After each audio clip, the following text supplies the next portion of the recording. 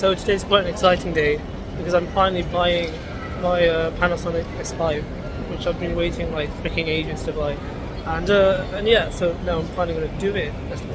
As a tech enthusiast, it's very useful to have a good camera, and it's been a long time since I sold my Panasonic GH5, so I need a new camera that could fit my needs, do 4K 60, be full frame, and the S5 was just such a good choice. And the biggest reason was the price. I managed to snag one for £875, which is a huge bargain compared to the original £2,000 MSRP. Even though the S5 Mark II is just so much better, I thought I would take a gamble with the S5 because the price difference was just so huge compared to the Mark II, which is around £2,000 with the lenses. I immediately noticed that the S5 is a very good looking camera. I love the body shape, and to my surprise, it does feel quite heavy. It's not as light as I expected, but it's just about good enough for vlogging. For the price that I paid for it, I'm not sure how much competition, if any, the S5 has.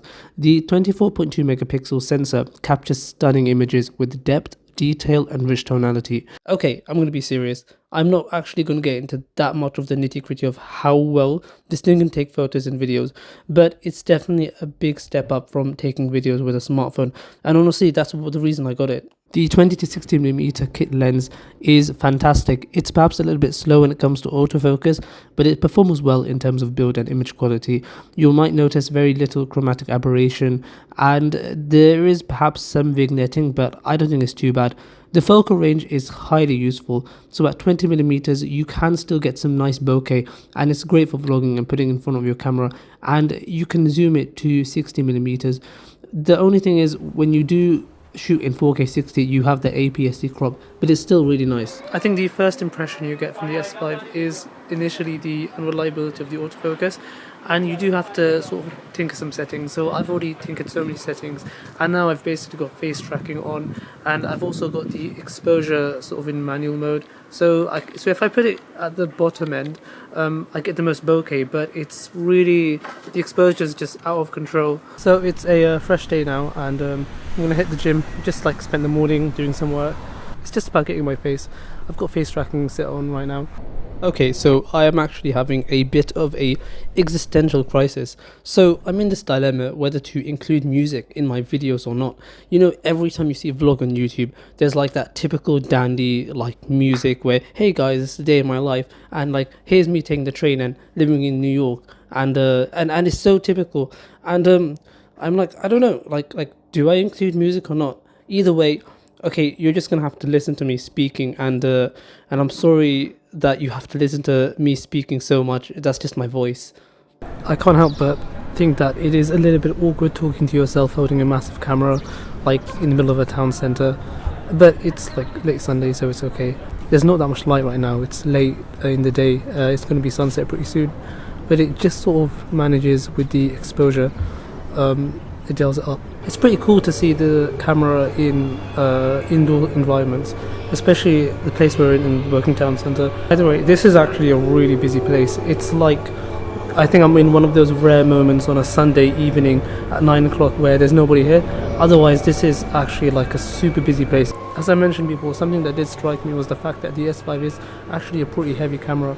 And it's funny because I had a GH5, I almost forgot about it until I picked up the S5, and I was like, oh my god, this thing's actually kind of beefy and weighty. It's not a bad thing because obviously stabilization is a priority, but it's just about good enough. And it's like such an expensive camera as well, but it just about does the job, and I think you can just about use this for vlogging. Oh gosh, I think I'm out of focus again. It's like I need to stay still in order for the camera to clearly pick up my face. Yep. Here's some more footage which goes really well with vlog music, but my inner conflict of actually using music in my videos has meant that I've not included that music, and instead it is me talking. So here's my voice. You know, I'm not gonna lie, I actually kind of like hearing my own voice. It's kind of sad, but yep.